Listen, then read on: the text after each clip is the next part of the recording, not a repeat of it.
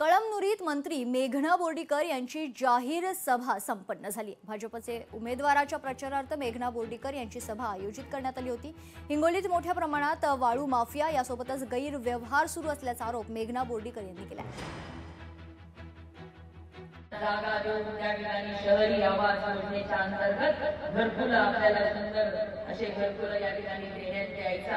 आणि बघा या ठिकाणी रेती माफिया लोकांच्यामुळे रेती इतकी महाग झालेली आहे आणि आमचे माय भावड्या म्हणतात आपले मोदीजी 2.5 लाख रुपये देतात, परंतु रेती इतकी महाग झाली। म्हणून ही महागाईची लक्षात घेता आपल्या मुख्यमंत्री देवेंद्र फडणवीस साहेब आणि महसूल मंत्री बावनकुळे साहेबांनी ठरवलं की प्रत्येक घरकुलच्या लाभार्थ्याला 5 ब्रास रेती आपण मोफत देणार आहोत।